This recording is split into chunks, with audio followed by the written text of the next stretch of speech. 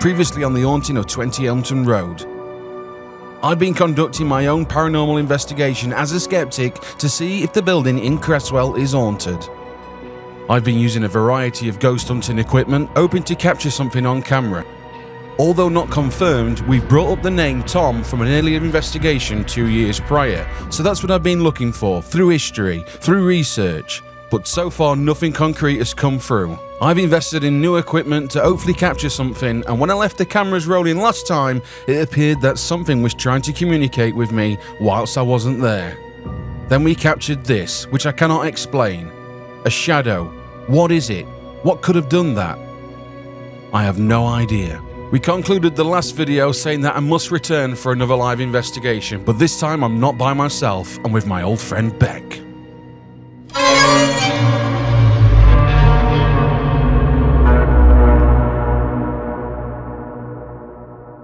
Getting straight into it then, I'm setting up new equipment, more lights and more technology.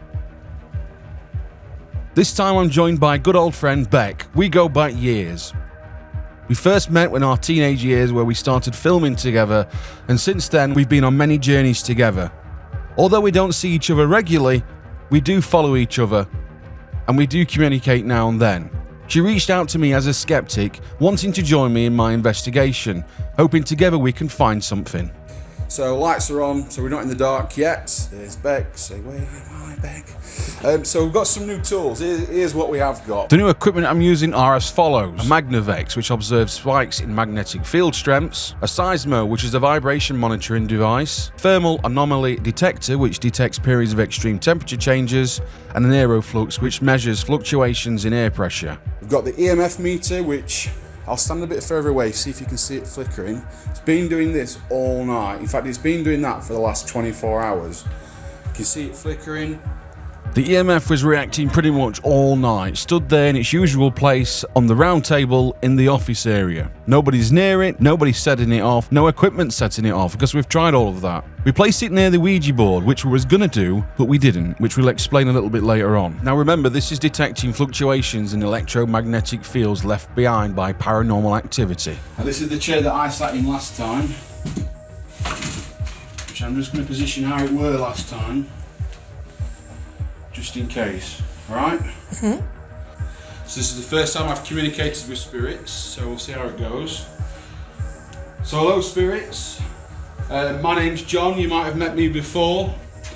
We're back again this evening. I did tell you last night that I was going to be back tonight with Beck. Hello. Who is here to try and communicate with you as well.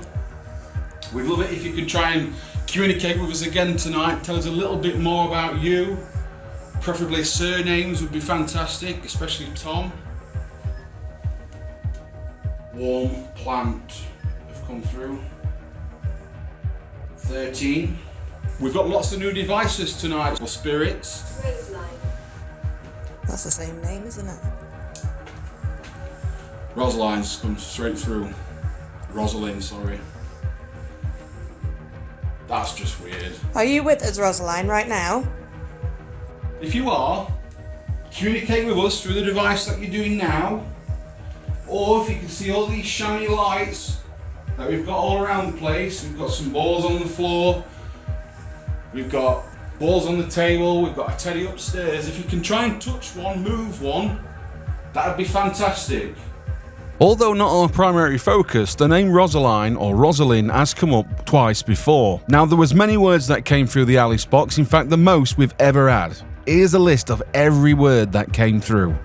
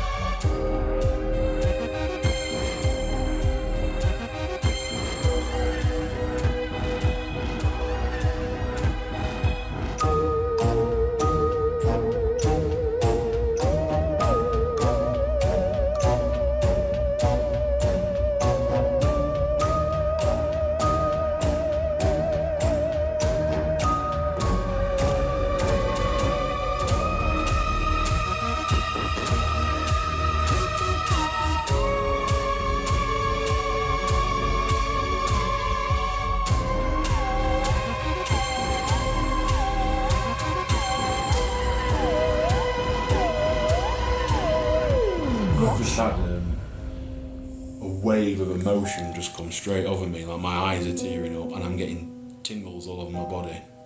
Do you feel happy or sad? I feel quite sad.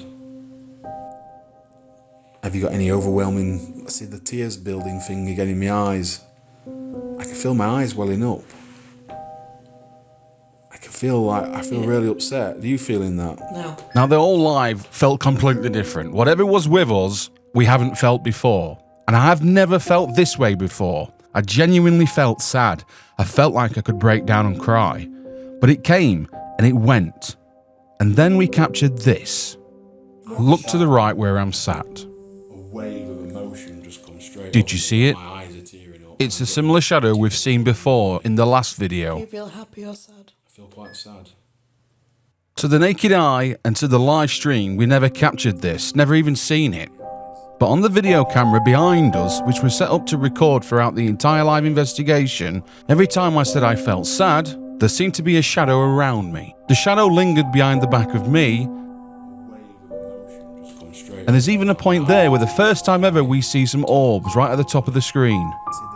Even the second time I felt sad, there was a shadow. What is this, and why is it only affecting me?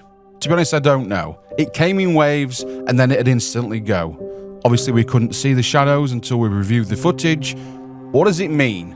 Is it trying to communicate with me? Is this Tom? Overall, we was a little bit underwhelmed, although quite frightened actually this time around. For the first time, we felt many presents, but not one we felt pleasant. Now, the reason we didn't do the Ouija board is because we genuinely felt uneasy. We felt something there meant something malicious. And although we're both skeptics, we didn't want to risk doing a Ouija board for the first time and opening up a can of worms. Many of the viewers, including us, felt a little bit disheartened that we hadn't found anything. But after reviewing the footage, we found a little bit more than we thought. It feels different to have the lights on. It's a relief. Yeah. How do you feel? Alright. So what we're going to do is we're going to review everything as we do. We've left the cameras rolling, which we'll turn off in a second. And we'll sort of debrief and we'll take it from there. Now, annoyingly, none of the new equipment reacted live on TikTok. However, it did react when we weren't looking. Although we'd already set equipment upstairs, nothing had really happened up there, even when we went up there during the live. In fact, for the first time ever, it was quiet. So I took the vibration device up, the EMF, and the Magnavox. Now, 10 minutes later, after the room had settled, the Magnavox is going off instantly. This happened a few times, but then this happened. That's reacted to some form of movement in that room. Now that remained on for the duration of the investigation until I even went up and turned it off.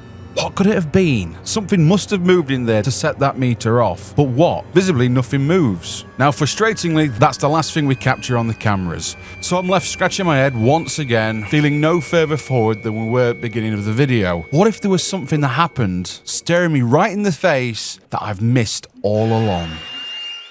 To be able to talk to you and help you if I can. Is there anything I can do to help? Tom. First bloody word. Now we know the name Tom came through in our first live TikTok, but I think we've overlooked a few of the other words. Do you know what the year is? Do you know where you are? Palmer. December. Is it just a coincidence, or has it been Tom Palmer all along? We can't stop there. Need to be sure. We need to do some more digging.